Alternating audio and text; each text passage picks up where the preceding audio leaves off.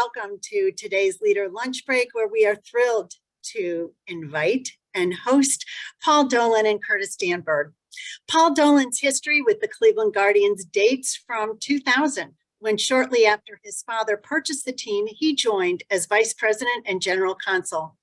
In 2004, he became president, and in 2011, chairman and CEO, as well as owner. Under his leadership, the team has won half a dozen Central Division championships, become American League champions, and made that big trip to the World Series. In addition to leading at the corner of Carnegie and Ontario, Paul gives back to the community by service on multiple boards. He currently chairs the boards of both Greater Cleveland Partnership and the United Way, and serves or has served on boards of the Cleveland Clinic, Playhouse Square, Unify, Evergreen Cooperative, Great Lakes Science Center, Say Yes to Education, and the Boys and Girls Clubs. Amazing as any time left in his schedule. Upon his gubernatorial appointment to the Cleveland State Board of Trustees, he was heralded as an outstanding leader with an unparalleled commitment to Greater Cleveland. Nothing could be truer, and we are proud to call him a Leadership Cleveland alum.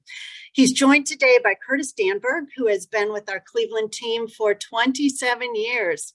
He joined the organization upon his graduation from Bowling Green State University in May 1996, and ascended from being an intern to his current role as Vice President of Communication and Community Impact.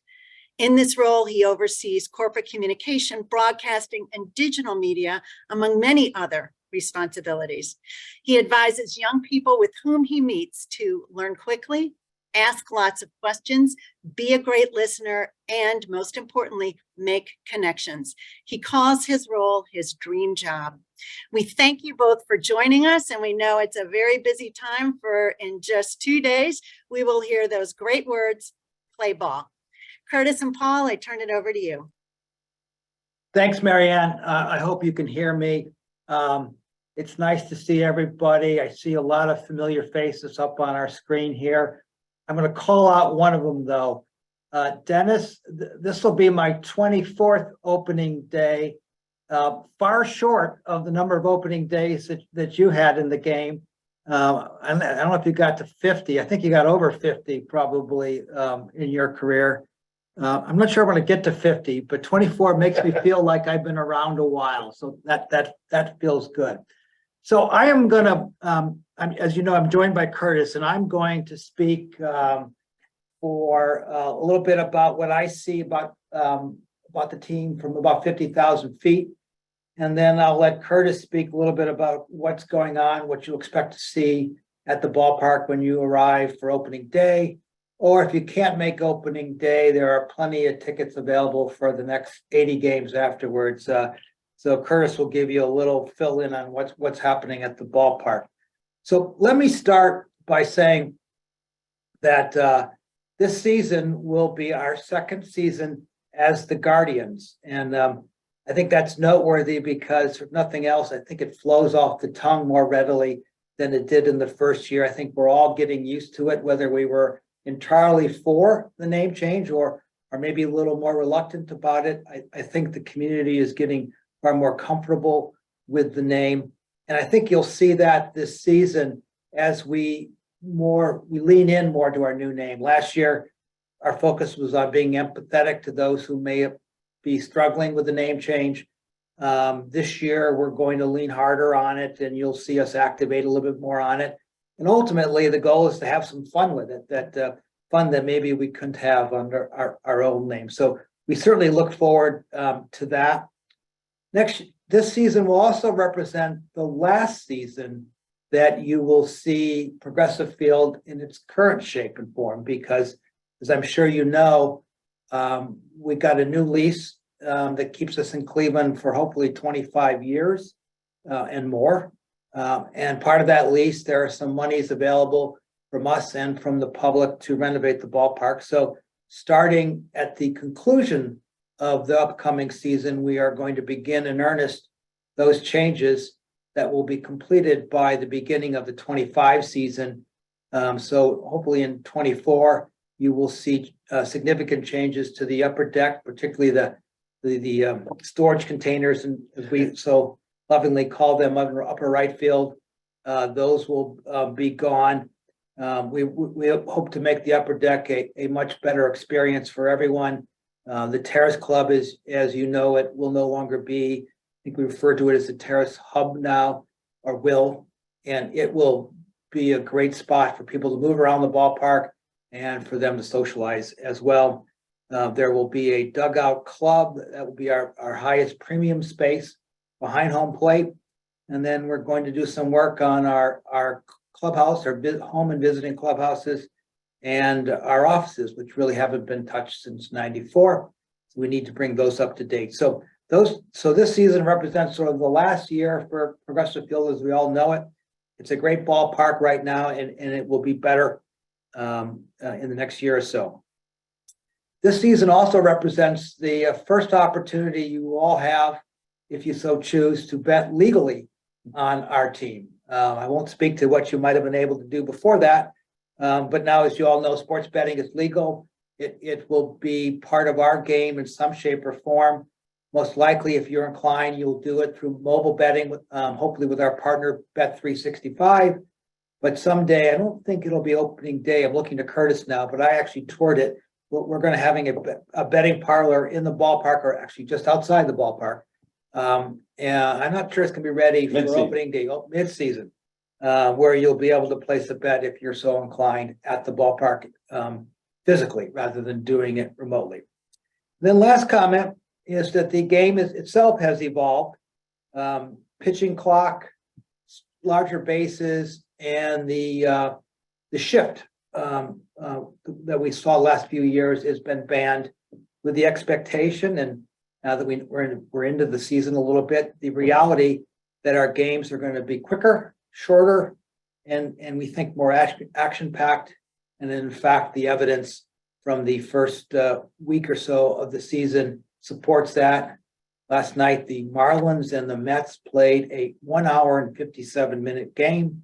When you play a 1-0 game, it should be less than 2 hours. And so we think the game itself has and will improve dramatically with these rules.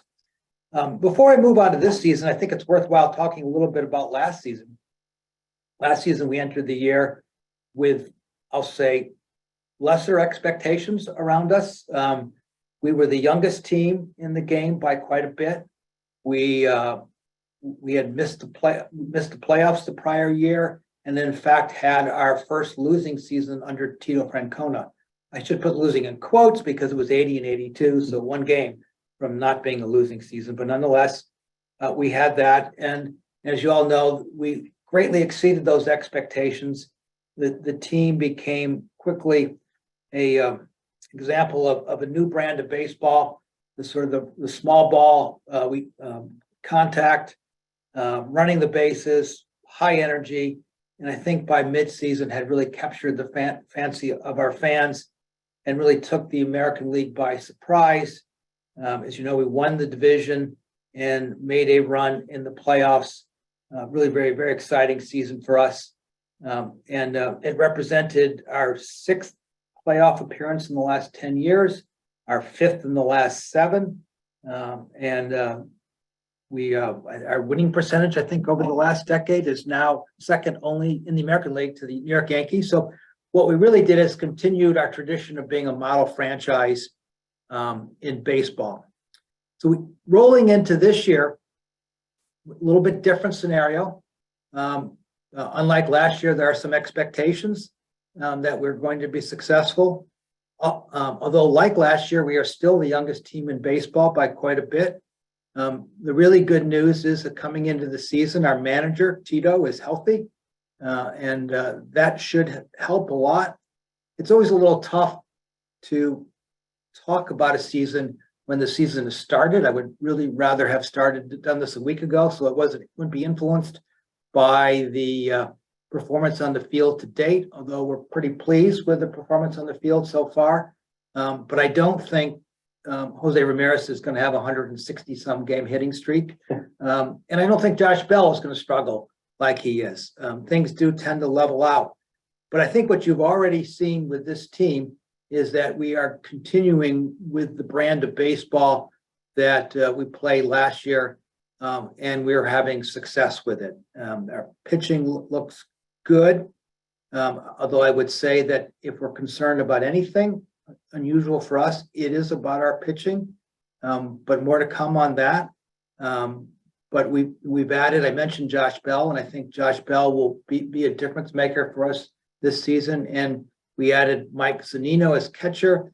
And as you may know, he hit a 3-run homer in one of the earlier games.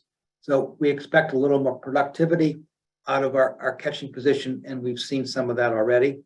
The really good news is that, sort of like last year, as you may recall, we had 17 players make their major league debut. The team that took the field on opening day was very different from the team that took the field in the postseason. This year, I don't expect that kind of transition to take place.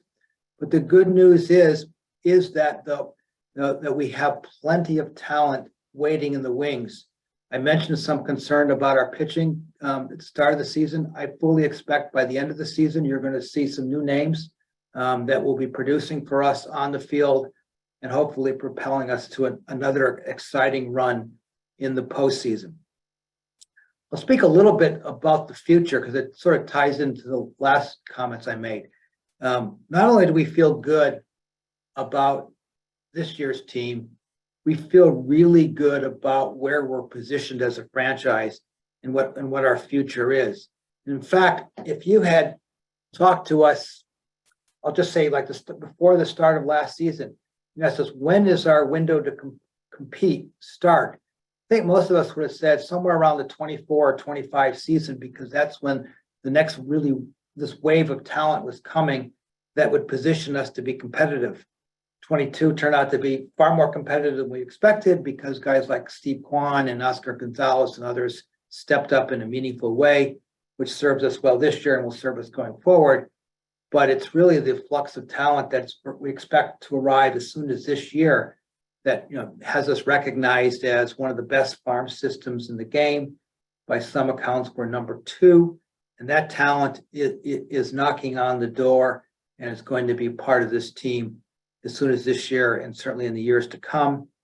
Just as important, if not important, though, are some of the moves we've already made, starting with locking up what turned out to be maybe the best closer in baseball in Emmanuel Clase. We've got him locked up for a while.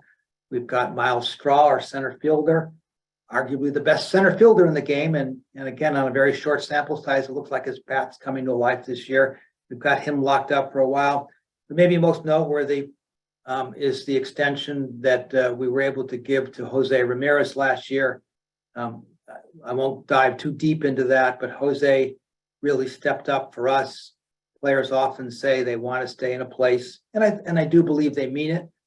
But in this case, Jose not meant it, but he backed it up by taking a significant discount as against what his market value would have been had he gone to the market. And that made a huge difference for us last year and makes a huge difference for the franchise going forward. And then, and we haven't stopped. This year, we've added Trevor Stefan. We've extended him. And then most noteworthy, we were able to extend Andres Jimenez to a 7-year deal. So that core is locked up for quite a while. And then again, we have this flux of players, a lot of pitchers. I'm not going to go through the long list of pitchers, all of whom we think we can compete. But then we've got a catcher in Bo Naylor, who we expect to be up this year. We've got an outfielder named Jorge Valera, who we expect to be helpful this year. We've got a shortstop. I don't know where he's going to play, but we've got a shortstop in Rocchio. And then there's a few other guys. I mean, Arias hit a home run last night. Where's he going to play? These are the problems we have now with our franchises. Where are we going to play these rather talented guys? And these are the good problems that we have. So I think if I haven't been clear, we're really excited about this season and what it's going to look like. And we're just as excited, if not more excited, about the future of this franchise on the field. We expect to be a competitor for years to come. And we hope that one of these years we're competing into November and hopefully finally getting that curse of 1948 or whatever we're calling it off our backs. So enough from me.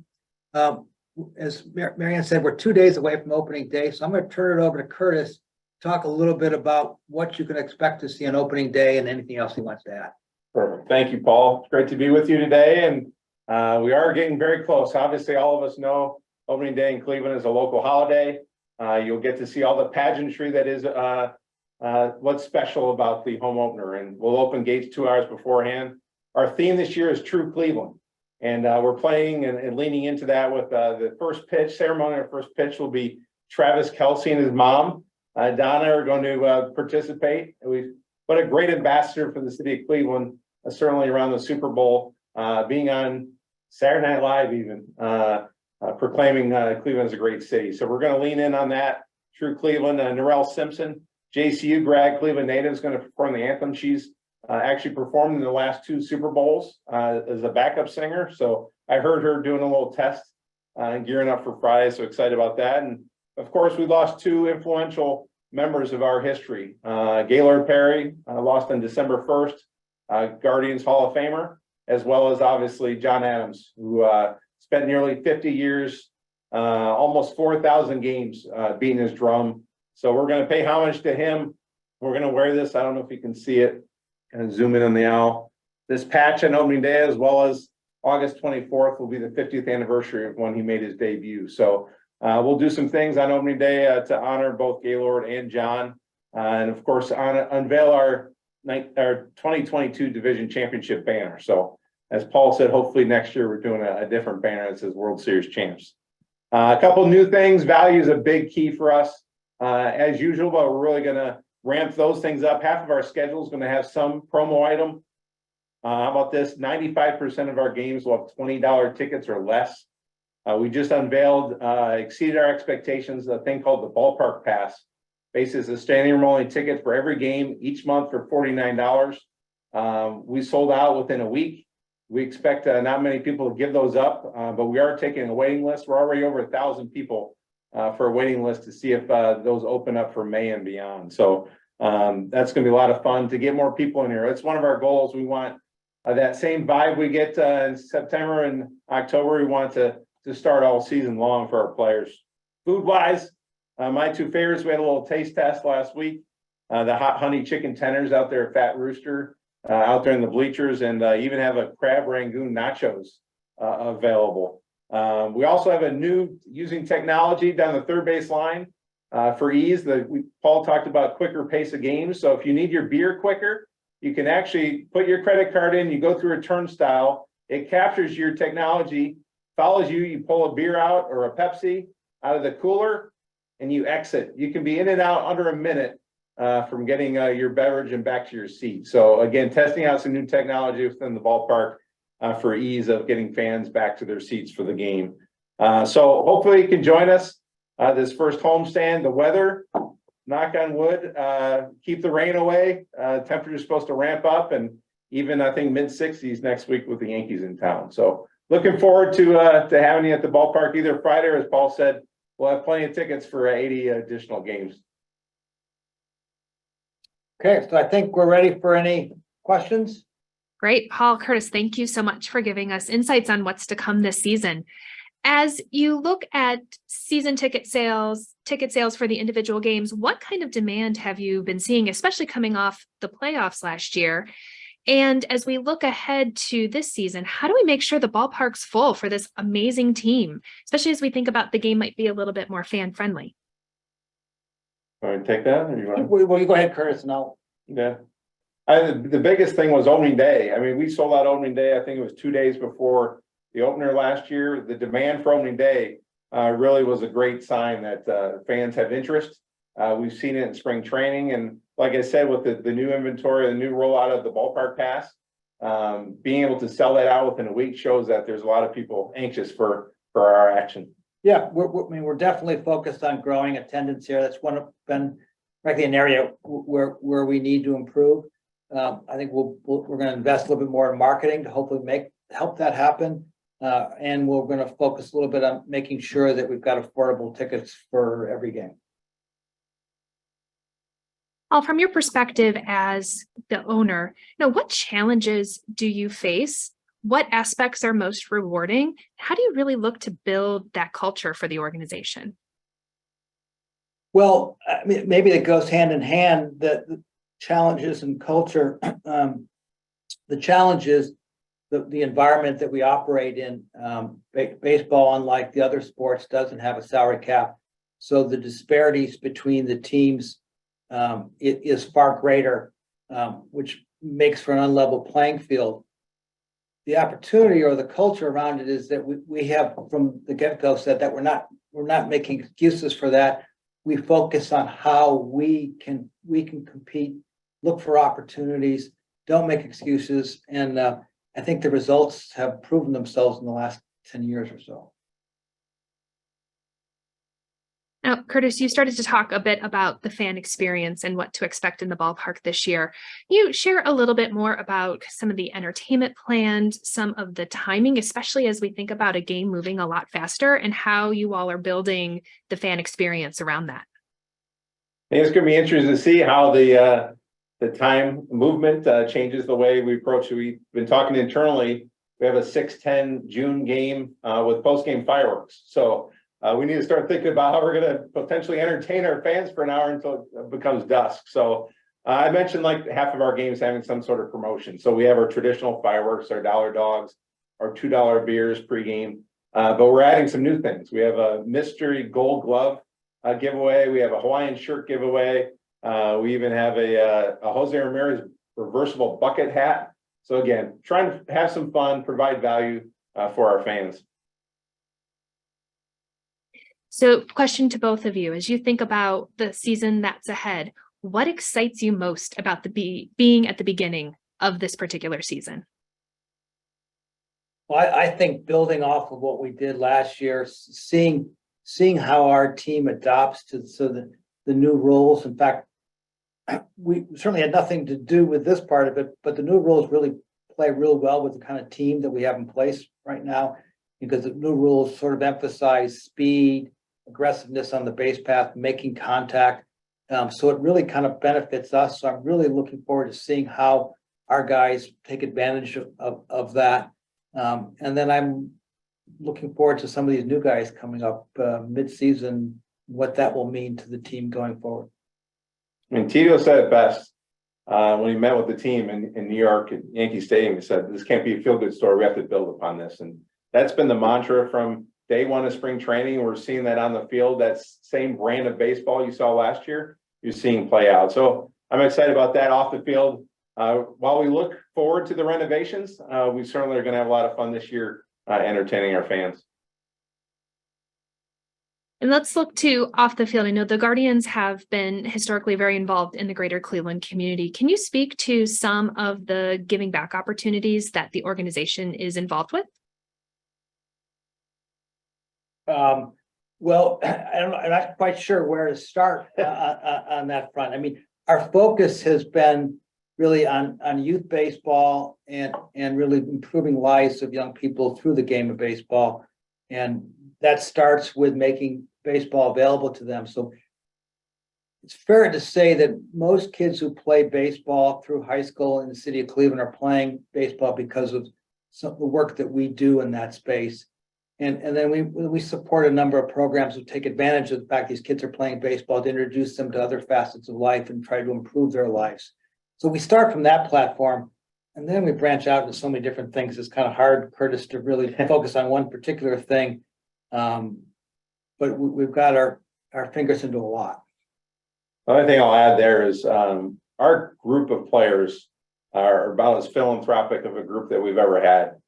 We have a person in our office that works on player programs, and we have 18 different player programs. One example was the relationship between CMSD last year and Stephen Kwan and Tristan come up with supporting their chess club. It's gone to a whole new level. They even are going to have a T-shirt in our team store to help support them. And Stephen Kwan's going to do an autograph signing this Saturday to support that. So just a little example of how our players want to impact Northeast Ohio while they're a member of our organization. It's pretty special. So with the shortened time frame of those games, how does that impact team revenue, given less time to sell concessions and a decrease in potential ad revenue?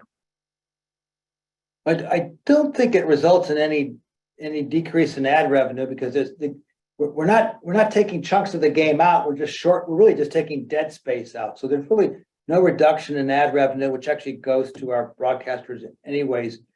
The question would be a shorter game. Is that affecting our food and beverage? And we don't really know at this point in time. But my guess is if it affects us, it's really a nominal impact. And the positive side of it is it's going to make fans stay with us longer because they know that they're going to get to the end of the game in a reasonable amount of time. So they're willing to make that investment. And we think that that will pay off, as well as the television audience is going to stay with the game, which makes the value of our television product better.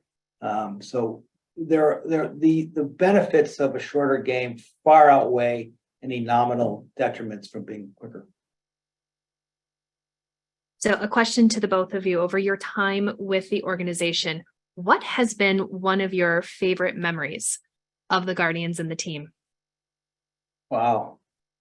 Yeah. There have been so many, but I'll just go with the one that sticks in my head the most. And I've given this answer before. It really came early in our tenure. And it's ironic because it's sort of a very tragic circumstances, 9/11. I remember we all went through 9/11 as a society.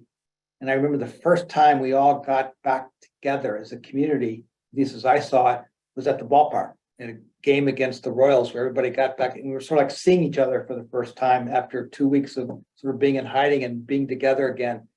And it was really a powerful experience to see how the game really kind of brought the community together. It's ironic. The same year sticks out to me in 2001. We had our 100th anniversary celebration where we had, it was 48 of the top 100 players in history. My father was a supervisor of guest services, and we had the opportunity to, my dad wheeled down Mel Harder and I escorted Bob Feller to the pitcher's mound for pregame ceremony. So to have that father-son moment of the team that we, love so much, and to be able to be on the field with the guys we looked up to for all those years was a pretty special, both personal and work moment for me. So as you look at this team and the organization, what is the secret to the Guardians' success? Well, I guess I'll go back to the culture question. And we have a culture in this organization that's built on collaboration and really kind of not seeing problems as obstacles that we can't get over. We work together in ways that overcome these challenges.